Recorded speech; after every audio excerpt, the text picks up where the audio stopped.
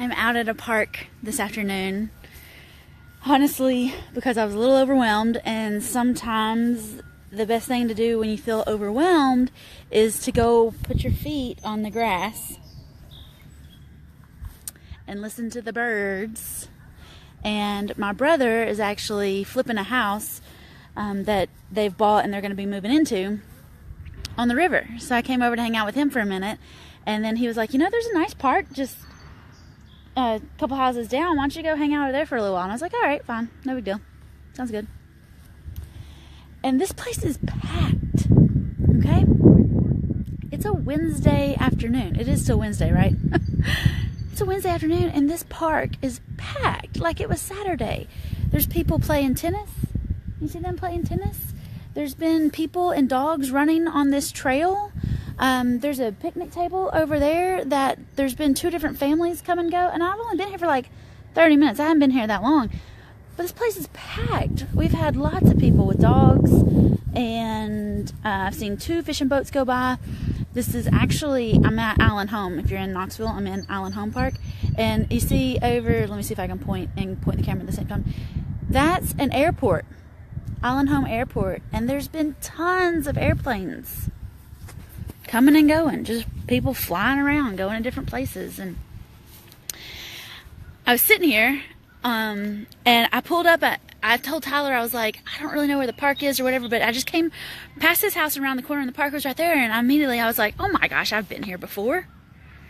And it took me back to an old life that I had, and you know how you go through different stages of life and you're kind of a different person in every stage. So what I remember about this park is I had a boyfriend after I graduated college who we actually went to high school together. All right.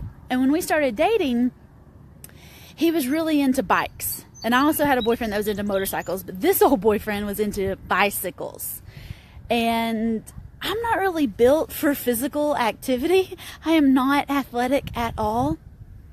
But I remember when we first started dating, he was really into bikes, and I just kind of knew that eventually he was going to want to go bike riding, like for fun, which does not sound like fun to me now. But at the time, I was like, all right, that's fine, I'll give it a whirl. I got obsessed with going bicycling and going biking, and we were like, he wanted to go trail riding, and I was not ready for that. I was thinking if we were going trail riding, we needed 4-wheelers or horses, not me-powered machines. But anyway, I got obsessed with biking. It was like all we talked about. It was all we did. I even, there was another couple that we were running around with, and all 3 of them were really athletic and really in shape, and I just wasn't. So I thought, here comes a squirrel. Squirrel, I'm squirrel brained. I thought, what can I do to get better at bicycling so that I'm not holding the whole pack back, right? So I started going to cycling classes. I put myself into a gym membership and started going cycling in the mornings, and then I would go biking with them in the evenings, and I got pretty good. Because that's what happens when you focus on something, you get really good at it. Unfortunately, I got better at biking, but I still hated it. And that's what he wanted to do. And so, like the relationships in your 20s, we just parted ways. We were all still friends. Everything's fine. No big drama or anything like that. But after that, I needed something else to do. And I actually got into stocks there for a while. And I didn't exactly think I was going to be a stock trader, but I did start going to extra classes about stocks, and I quit bicycling because, again, physical activity and not really where it's at. But then I got really good and obsessed with stocks. And I remember, Easter was a couple weekends ago, and what's funny about that is I very clearly remember in 2011, being pretty upset that Easter was like a 3-day weekend, because that meant the market wasn't open for 3 days, and I literally didn't have anything else to do except like watch the stock channels and learn about stocks and, you know, start to look at trends. And like, I mean, I was completely nerding out on stocks, like I was completely nerding out on bicycling. And then I figured out that I didn't really like stocks because you couldn't see them. You couldn't play with them. It wasn't fast moving enough. It also wasn't getting the gains for the amount of time I was spending on it. At least when I was bicycling, I could tell that my legs were stronger and my butt was tighter and all that stuff. But with the stocks, it just wasn't that exciting. And honestly, I was talking about April when we did Private Money Profits this weekend. I was telling her that I got into stocks before I got into real estate. And I think that's why when I started getting into real estate, I was obsessed with it, y'all. I'm still obsessed with real estate. But I was studying like crazy all day long, completely obsessed with it, and then talking to sellers all night. I mean, absolutely all night. I was having private message conversations all night long with some of my friends, with some people on Facebook. I was talking to different sellers. I had 2 or 3 different appointments after work every day. I'm completely obsessed with real estate. But the difference between the real estate and the bikes and the stock market is that real estate opened up a whole new life to me. I know that it isn't a phase. It isn't something that's going to go away. It isn't something I'm going to get bored with. It isn't something that is going to just disappear one day. Like my old boyfriend, my old life, my old biking habits, my old stock days. Those things were phases. They were moments in time. And for me, real estate lets me come to the park and hang out by the river on a Wednesday afternoon. Real estate's what gives me all the time that I need to do all the things I want to do. And so I'm out here and I'm watching all these other people, and I know that when I pulled up to this park, I immediately went back to a different life. And I immediately went back to like a different version of me. And then I look at the life I have now, and it's amazing. It's like a totally different world. And I know when I was taking those biking classes in the morning and then I was riding bikes at night, that was not exactly fun.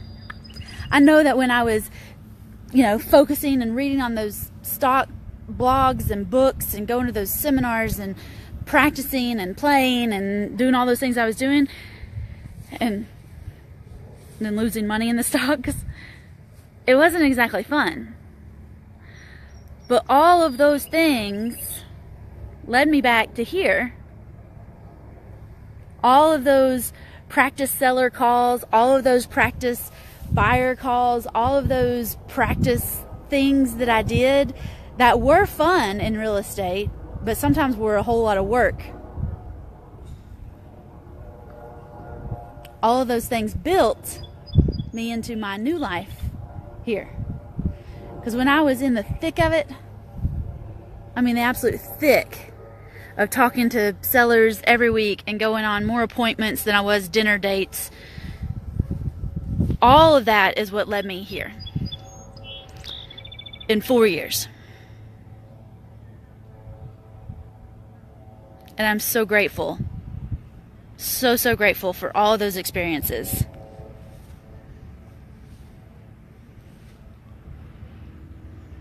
And I know you can do this too. One thing I was thinking when I was sitting here is that I'm so proud of everybody in First Deal Done Fast, because I remember what it was like trying to work my job, stay sane, drink enough water, see my parents enough, go to church, hang out with my boyfriend, and build this empire.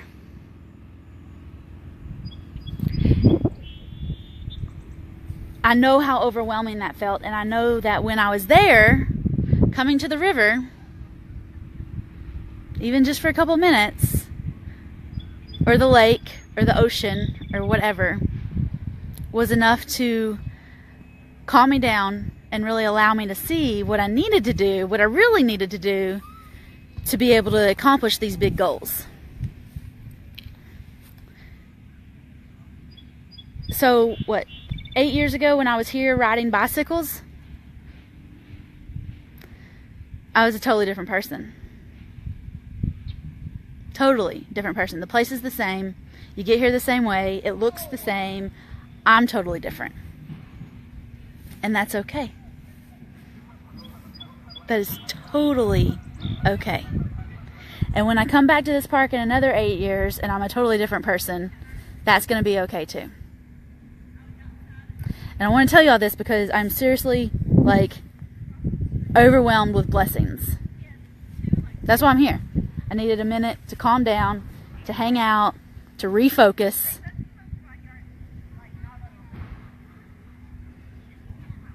And that's okay. You do what you gotta do, and I'll do what I gotta do. And if that means you're overwhelmed, you're blessed, you're energized, you're charged up, sometimes it's okay, even in the middle of the grind, to take a minute and just go to the river and enjoy the birds.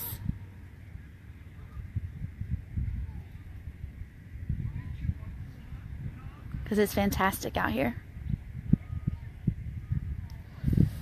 Whatever old life you had, that's the old life that you had. Whatever new life that you're moving into, you may still go to the same places, you may still see the same people, you may still have all those old memories, but this new life that you're going to, it's beautiful. Don't let the overwhelm stop you. Y'all keep going. I'm super proud of all of you, especially my First Still Done Fast people, especially my First Still Done Fast Plus Mastermind ladies. I'm super proud of all y'all. Keep going. You have no idea how close you are, how quickly you will get to those goals. But you absolutely have to keep going. Don't let your old life distract you. Don't let those old memories get you down. Even if people keep throwing those old memories in your face of who you used to be,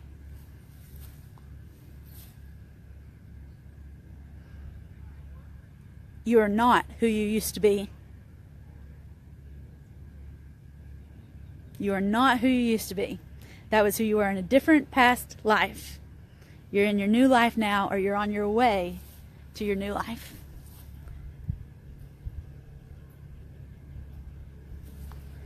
Oh, Laura, I haven't talked to you in forever. It's good to see you. Y'all want the river for just another minute? Wherever you're going on your new life, Laura says she's on a different path. It's totally cool. Everybody's on their different path. Everybody's going to different places. We may actually be in the same place, but we're going to different places.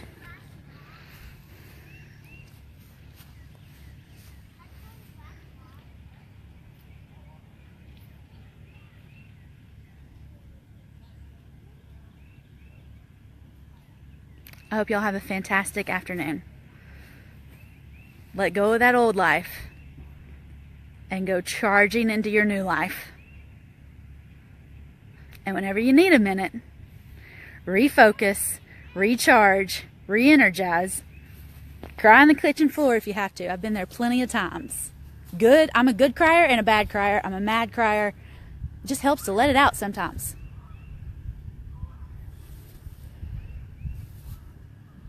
And sometimes that's when I see the clearest.